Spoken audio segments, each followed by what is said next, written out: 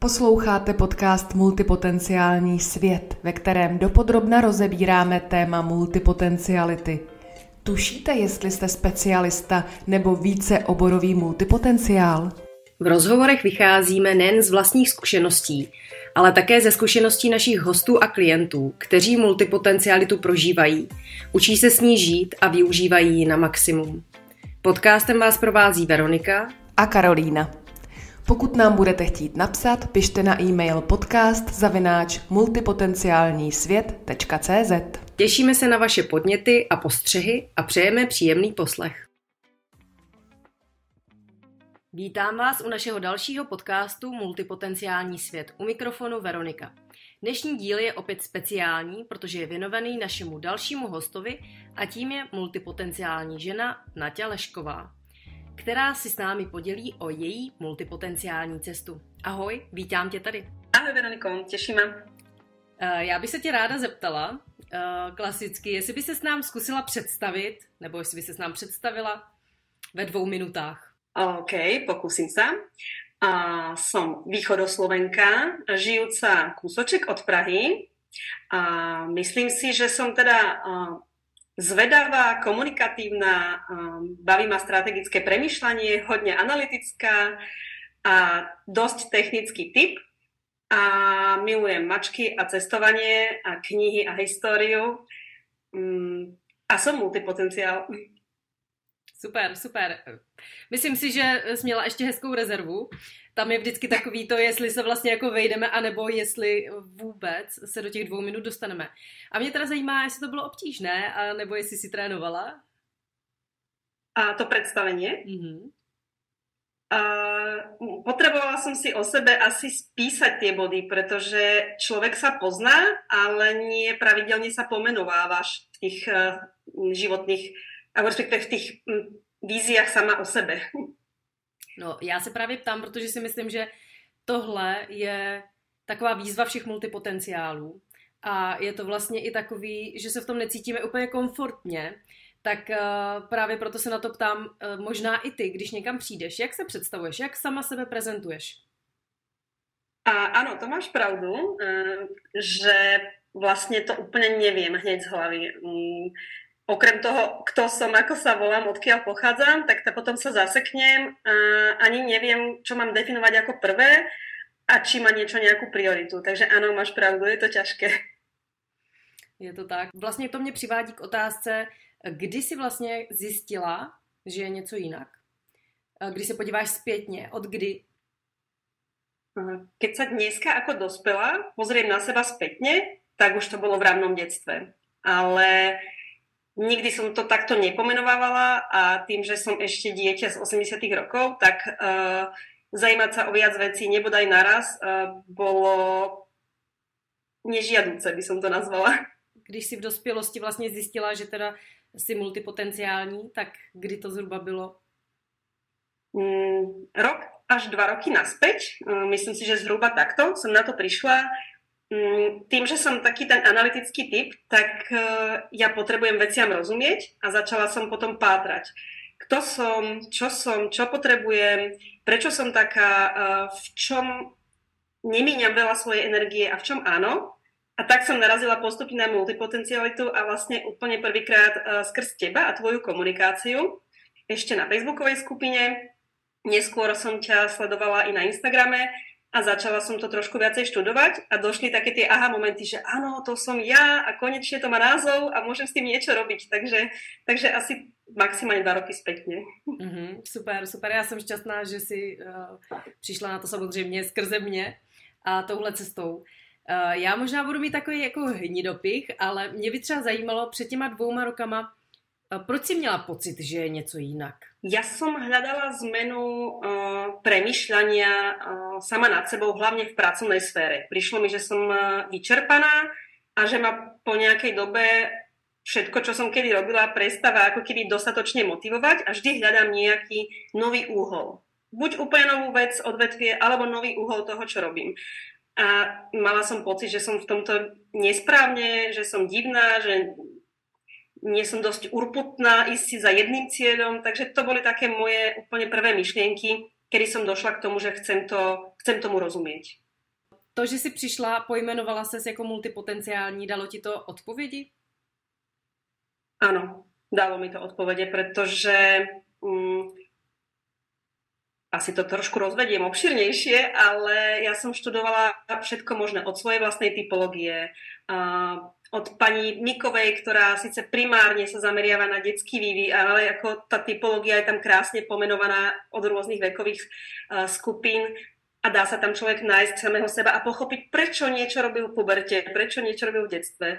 Neskôr som si urobila Gallup, vlastne nejakú interpretáciu mojich silných stránok a keď som to prepojila s tou multipotenciálnou, tak mi prišlo, že zrazu to pucle začalo mať obraz. Takže áno, pre mňa to bolo veľmi dôležité. A co vlastně říkali tady na to tvoji rodiče? To už dneska neviem, čo by na to povedali, že som na to prišla, respektíve prišla som na to až po ich smrti, ale keď sa nad tým zamyslím, tak v detstve otec častokrát bol nešťastný z toho, že utekám od myšlienky, prechádzam úplne k inej téme. Potom bol chvíľu nadšený, že ma bavila chémia, o 2 hodiny už som povedala, že ma to nebaví. Takže myslím si, že v tomto smere tú moju konzistentnosť nevedeli nájsť a hľadali ju a snažili sa ma tam dotlačiť. Ale čom si musím kvitovať, veľmi oceňujem, že v mojom dospelom živote rešpektovali moje potreby, moju snahu o zmenu v rôznych fázach môjho života a nielen v práci, ale aj v súkromí. A vždycky som dostala spätnú väzbu, že ak sa ty usmievaš, tak je to v poriadku, že to robíš inak, ako si to my myslíme. No, zeptala bych se tě hlavně, co děláš teda teď? No, v práci aktuálne som vo farmaceutickej divízii nadnárodnej korporátnej spoločnosti. A okrem toho mám svoj malý projekt a snažím sa zaujímavou a pútavou formou odprezentovať slovenské vína v Čechách, pretože i keď sme bývali Československo, tak málo kto vôbec o nielen existencii, ale i kvalite tých slovenských vín niečo vie. Takže to sú také nejaké dva hlavné piliere a okrem toho mám asi 100 koníčkov. Pověz nám. Jaký další koníčky máš, kromě tady tohohle? No, už 8 rokov prispievam ako aktívny recenzent na Google Mapy a milujem všetko s tým spojené. Čiže pre mňa je to spôsob, akým si vytváram denník cestovateľský a rozhodla som sa o tom aj trošku písať najnovšie a trošku ukázať ľuďom, že im mapy sú de facto sociálna platforma a snažia sa stále viac tam dostať. Čiže to je taký ako ďalšia vec, ktorej sa venujem intenzívne. A zo športov úplne najviac milujem lyže a horolezectvo. A okrem toho som minimálne aspoň raz skúsila skoro každý šport. Ale toto sú také moje najsilnejšie športy, ktoré milujem. A pred pár rokmi som si kúpila domček a rozhodla som sa komplet celý nábytok si tu nakresliť a podľa mojich nákresov mi ho vyrábali. Takže také ako zajímavé koníčky. No. A potom čítam, mám celú jednu miestnosť urobenú ako knižnicu a milujem čítať a zbierať knihy. To mě hnedka napadá otázka, kolik jich máš teďka rozečtených? Rozčítaných mám 7. To je hezký počet. Áno. A stíham rýchlejšie nakupovať ako čítať, áno. To znám, myslím si, že tohle je takový nešvar, dost velký. Mě by zajímalo, kdy v průběhu si třeba vnímala multipotencialitu kladně a kdy naopak třeba záporně, nebo máš tam nějaké měřítko, že by si třeba řekla, že je to vlastně jenom klad pro tebe, nebo vlastně v jakých fázích, kdy, jak si to vnímala? Keď sa budeme baviť o poslednom období, kedy tomu rozumiem, tak už to vôbec nevnímam vlastne ani ako plus, ani ako minus výhradne, ale proste som to ja, je to moja súčasť a taká proste budem. To neznamená, že s tým nemôžem ale pracovať, pretože neexistuje nič, čo je len dobre alebo len zlé. Čiže ak by som s tou multipotencialitou nepracovala a nezamýšľala sa nad tým, tak naozaj mi môže i škodiť. Ale tým, že aktívne idem po znalosti sebe samej, tak sa mi stále viac uľavuje a vnímam to viac pozitívne a kladne. Máš nějaké multipotenciální lidi kolem sebe? Nebo jak to vnímají třeba tví spolupracovníci, tvé spolupracovnice? Případně určitě se setkáváš se spoustu lidmi díky vínu. Tak říkáš to osobně, nebo jak to vnímají jako oni? Teraz to už o sebe takto kľudne poviem, keďže viem, čo to znamená a že patrím do tejto skupiny. A mám okolo seba ľudí, dokonca moji blízki priatelia sú asi rovnako širokospektrálni ako ja. A spätne si uvedomujem, že ma k ním priťahovalo práve to, že všetko je možné, všetko sa dá vyskúšať, takmer nič nie je problém. Čiže to sú také spojnice, ktoré s tými ľuďmi mám, ktorí sú mi blízki. A to ma na nich vlastne priťahuje a milujem, keď ma niečím inšpirujú, učia ma niečo nové, kde som ja sa ešte nepozrela. Takže je to pre mňa fascinujúca studnica znalostí a možností, takíto ľudia a vnímam to veľmi dobre. V práci musím povedať, že mám dobrý tím kolegov, čiže nepociťujem, pokiaľ aj niekomu vadí niečo z toho na mne, tak že by mi to nejak aktívne dávali najavo.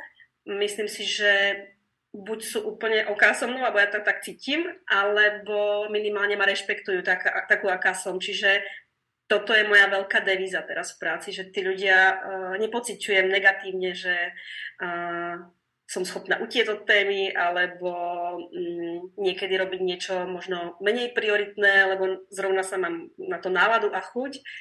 A mám jednu kolegynku, ktorá je v tomto úplne skvelá, tá ma vie fantasticky vrátiť na zem, keď je to už dôležité.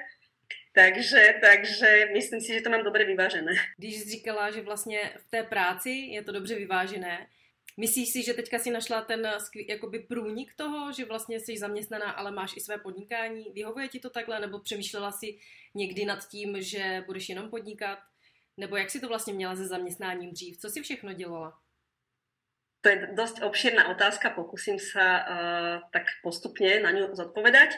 Je to o tom, že ja som vyrastala ešte v takom nastavení, že máš byť zamestnanec a máš istoty a tak ďalej. Čiže naozaj som sa vedome či nevedome postupne prepracovala k tomu, že áno, urobila som vysokú školu a som zamestnanec a tak ďalej. A x rokov som pracovala v telekomunikáciách, čiže úplne iný vesmír, než som teraz. A bavilo ma tam veľa vecí a neskôr som práve sa sťahovala zo Slovenska do Čiech a práve som premýšľala, akú zmenu urobiť, kam ísť a hľadala som nejakú úplne inú biznisovú odnož, ale zase ako zamestnanec. K podnikaniu som nezhliadala, možno som nejak mala obavu, len som si to neuvedomovala. A tak som sa dostala k farmácii, takže úplne iný vesmír. A z začiatku tým, že to bolo totálne niečo iné, tak ma to fascinovalo, hrozne ma to bavilo, strašne veľa som sa naučila. No a postupne, ak som začala pracovať s tým vínom, tak to začalo ešte v čase covidu. Takže najprv som si robila tie sommeliérske skúšky v podstate po dobu skoro 2 rokov. Vždycky som musela počkať na termín, kedy sa môžeme stretnúť, urobiť si skúšky a tak ďalej.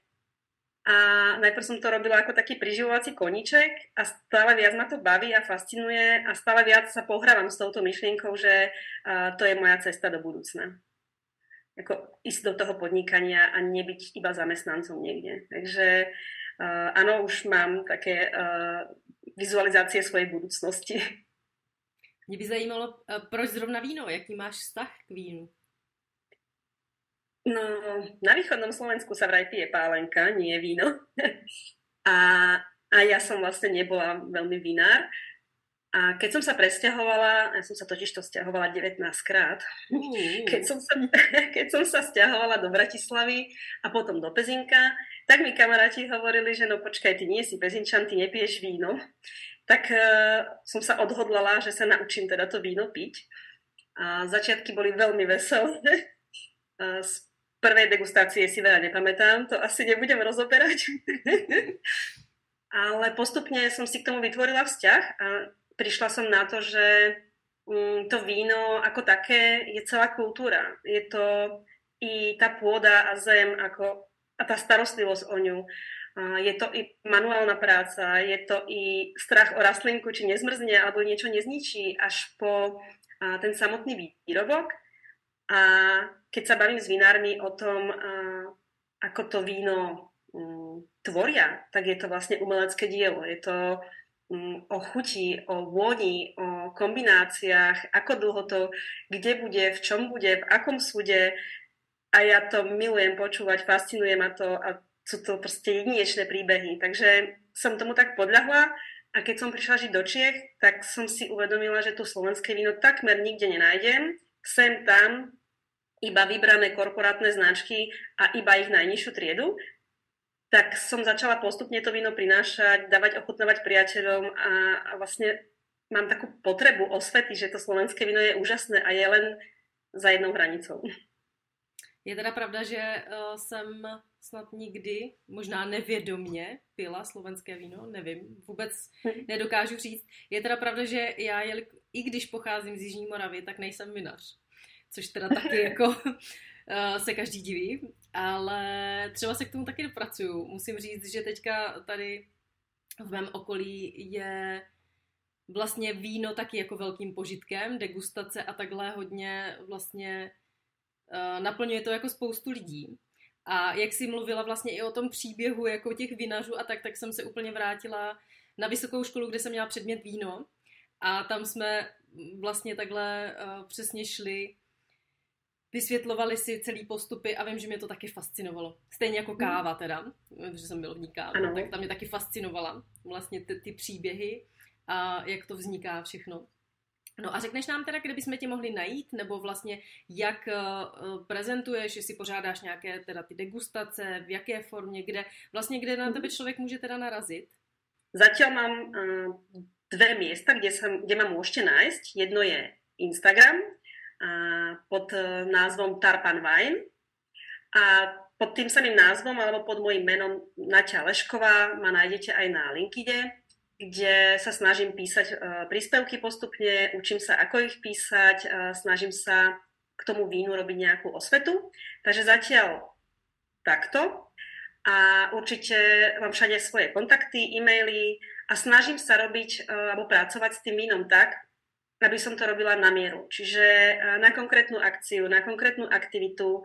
Mnohokrát sa snažím to naparovať i s jedlom nejakým, pretože to je tiež ďalšie umenie a poznať chute v tom jedle, rozlišiť ich a to mi zase mňa vracia do detstva, kedy môj otec, keď čítal recepty, tak mi hovoril, tak čo tam cítiš, jak si to predstavuješ, jak to bude chutiť. Takže celý život ma trénoval asi nevedomo, ale jeho to bavilo a mňa to bavilo tiež, čiže predstavovať si z písmenok, slovíčok a receptov chute a prerábať ich a kombinovať. Čiže ja to milujem kombinovať s vínom a dávam tomu takú moju vlastnú čerešničku, tým, že milujem príbehy, tak ja milujem rozprávať okolo toho vína rôzne historické aspekty, perličky rôzne o víne alebo aj o slovných spojeniach, ako vznikli, čo to znamená.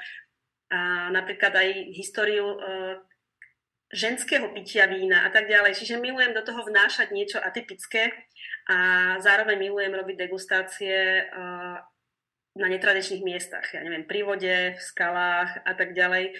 Takže snažím sa takto priniesť ľuďom znalosť o slovenskom víne skrz nejaký jedinečný zážitok. Takže to je taký ako moja nejaký koncept.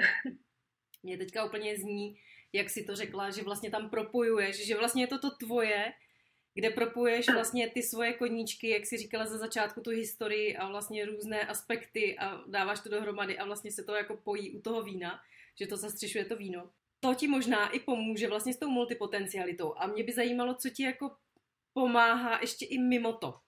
Mimo vlastně tu pracovní sféru, spíš jako v tvým osobním životě, třeba ráno. Často se totiž říká, že multipotencialita a ADHD mají velice tenkou hranici. Vlastně neexistují na to studie, ale co si budeme povídat, myslím si, že ta mysl roztříštěná je.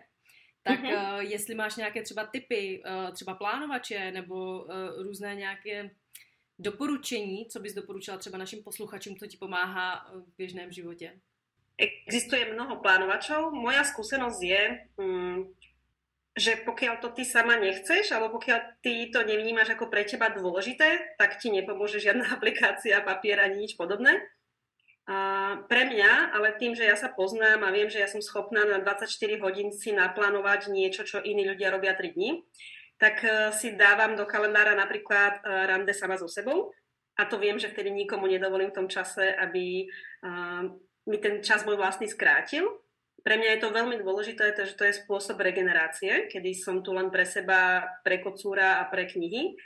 Takže to ja si dávam. Ja pracujem primárne s kalendárom, obyčajným kalendárom v telefóne a mám systém úkolov, úloh po slovensky, systém priorít a mám definované 3 priority na týždeň, i keď ich mám tam 20, ale aby som sa psychicky cítila dobre, ak ich urobím viacej, tak som nadšená. Menej ako 3 nie, lebo väčšinou sú tam naozaj dôležité veci typu nejaké termíny, úrady a tak ďalej. Ale postupne vlastne z toho celého portfólia vyberám vždy na týždeň tú top 3. Takže aby som vedela, že to je to, čo musím a zvyšok postupne. To si myslím, že je dobrá rada i dobrý tip. Jak často si dáváš rande sama se sebou? Zhruba raz za 2 týždne mám celý jeden víkendový deň sama pre seba. Já jsem si tak říkala právě, jestli to bude častěji nebo ne, protože celkově vlastně myslím si, že je i důležité téma, jak vlastně pracovat s energií, protože máme dost tendence mít hyperfokus, to znamená, že vlastně když nás něco strašně jako nadchne, jak si říkala, když někdo dělá 3 dny, si schopná to zvládnout za 24 hodin, takže nás to, co si budeme povídat, vyčerpává, ať chceme nebo ne. Proto právě jsem se na to ptala. Máš případně i ještě, když už máš ten den sama se sebou, máš třeba nějaké relaxační techniky nebo posloucháš něco? Vím, že ty knížky si říkala hodně, že čteš, ale jestli tam třeba není ještě něco pro naše posluchače, co by jim třeba pomohlo se nějak ještě jako víc odreagovat? Ja som si navnímala samu seba a vyslovene som si, boli to mesiace, nie každý deň, ale keď som sa z niečoho nadchla, tak som si to napísala, toto ma nadchlo. A keď som si z toho vybrala to top, čo ma nadchýňa najviac, tak to používam ako svoje relaxačné techniky. Napríklad ja sa postavím do kuchyne a varím, u mňa je to, ja som v raji, ja som spokojná, ale nech mi tam nikto nelezie. Takže pre mňa to je relax, hej? Pre mňa toto je relax. Niekto kuchyňu neznáša, tak to nebude pre ňo relax, takže to bude niečo iného. Takže toto je napríklad môj relax. Môj relax je sadnúť si na záhradu a dívať sa na ako zapadá slniečko. Hej? To je relax pre mňa. Alebo vymýšľať rôzne schovky a naháňačky s kocúrom. Hej? To je proste môj relax. To zní moc hezky. Je teda pravda, že i já mám často formou relaxu manuální činnost. Třeba jako jak máš vaření, tak já často na zahradě nebo něco. A myslím si, že k tomu to možná i patří, vypnout vlastně tu hlavu tím, že člověk dělá něco manuálně, nad čím nepřemýšlí. To je pravda. No. To ma priviedlo ešte také myšlienke, že v čom ešte využívam svoju multipotencialitu, keď som napríklad riešila interiér v dome, tak mi neprišiel elektrikár na dorábky, tak som našťastie ešte, že máme YouTube, že, a videá, tak som si stiahla videá a sledovala som, ako sa robí stierka, ako sa vlastne správne domontuje zásuvka a vypínač, potom som to ešte nafotila kamarátovi elektrikárovi, či je to v poriadku a tak som si to sprovoznila sama. Skvělý, tak to je úžasný příběh. Opravdu multipotenciální žena. Naučí se všechno, co chce. Já ještě, jestli bych mohla zabrousit úplně jako zpátky k té multipotencialitě a vlastně možná ti položit jenom takovou filozofickou otázku, nebo jestli si někdy přemýšlela nad tím, jestli multipotenciálové jsou vlastně už jako jsme od narození a vlastně je to vlastně jenom na těch našich rodičích, jestli nám tu multipotencialitu vlastně nějakým způsobem rozvíjí nebo naopak utnou a hledáme se jako o to díl. A nebo jaký na to máš názor? Myslím si, že ta retrospektiva, když se díváme zpětně, že nám jakoby dost věcí objasní nebo se nám otevře. A mě by vlastně samozřejmě i z mého pohledu zajímalo, jak to jako vnímáš ty. No, je to, ja si myslím, že sa takto rodíme. Aká miera tej, alebo ten rozsah, aký je v každom z nás, asi bude jedinečný. ale myslím si, že sa takýto už rodíme. Že tú potrebu byť taký v sebe máme. A to, či sa to v nás rozvinie a či nás budú v tom podporovať alebo nie, to už je potom tá cesta životom a tým, v akej rodine vyrastáme, v akom mentálnom nastavení daného času, kedy sme sa narodili, vyrastáme, čo je normálne v danom období. Napríklad ja som ľaváčka a ešte moja babička mala z toho infarkt a snažila sa ma nútiť písať pravou rukou, pretože ona a jej generácia, pre nich to bolo niečo zlé, hej? A vnímala to veľmi negatívne. Takže až moji rodičia ju museli vziať k lekárovi, aby jej vysvetlil, že to nie je dobrý nápad na prerábať a že je to úplne v poriadku, že som ľaváčka. Takže i tie generačné zvyklosti, čo je a nie je bežné, nás formujú a vlastne i naši rodičia a prarodičia nás vďaka tomu nevedomo môžu naformovať zlým smerom a je to na nás, jak to uchopíme. Ale myslím si, že sa takto rodíme a že sa postupne môžeme o sebe niečo naučiť a môžeme to využiť v náš prospech, alebo ak sa nad tým nezamyslíme, tak môžeme vnútorne i trpieť, že sme divní. Je to tak, jak říkáš. Je něco, co bys třeba ještě pro rozvinutí multipotenciality, možná jako lepšího světa s multipotencialitou, nevím, jak bych to nazvala, je něco, co třeba ti chybí jako ve společnosti, co třeba bys jako řekla, tohle by mi fakt teďka jako pomohlo, kdyby něco existovalo, cokoliv. Ať už je to směrem ke komunikaci, směrem k lidem, nebo vlastně jako pro tebe nějaká třeba překonání nějaké překážky, může to být vlastně jako i v pracovní sféře, osobní fakt, jestli, já vím, že je to hodně jako těžká otázka, ale jestli jsi třeba nad tím někdy nepřemýšlela, že jsi třeba někdy řekla, no kdyby tohle bylo trošku jinak, tak vlastně je to pro mě mnohem hodnější a vlastně by to bylo pro mě mnohem lehčí, líp uchopitelný a možná i pro ostatní. Ja som mala tendenciu a sklony až k perfekcionizmu, čo je vlastne v kombinácii s multipotencialitou ako smrteľná dávka. A potrebovala som pochopiť, čo to znamená a prečo až do tých extrémov neísť. A dodnes na tým musím zamýšľať sa a dodnes to nie je automatické, že je to pre mňa prirodzené a ľahké. A napríklad v práci, keď som odišla z väčšej firmy a šla som do menšej a zrazu som nemala dispozícii rôznych asistentov na rôzne veci, tak som si povedala, že OK, tak ja sa naučím robiť nejakú mieru analýz a tak ďalej. Áno, dneska mám hlbšiu znalosť toho, ale až neskôr, keď som si uvedomila, kto som, čo som prišla na to, že ale ja to robiť nechcem, ja to chcem iba čítať, ja to nechcem vyrábať. Nie som preto lepšia alebo kvalifikovanejšia pre ostatných, len preto, že to ovládam na spamäť pomaly. Takže bolo veľmi ťažké a čo by som odporúčala ľuďom podobným nám, učiť sa požiadať o pomoc iných. Nemusíme robiť všetko sami a nemusíme všetko stíhať sami. Takže toto bolo pre mňa veľká škola, ktorú som, tým, že som mala tieto sklony, že všetko musím sama zvládnuť a prekonať, tak som si možno niekedy v nejakej etape života viacej škodila, než pomáhala a teraz sa snažím to meniť a rozvíjať úplne iným smerom. To je skvělý doporučení. Myslím si, že tohle to potřebuje slyšet spousta lidí. Bylo to tam možná to, že si to musíš všechno udělat sama z toho pohledu, že si to chceš i na jednu stranu vyzkoušet a vlastně si na sebe v úvozovkách ušila bič? Nebo to bylo spíš jako, že jsi věděla, že to zvládneš za jakoukoliv cenu?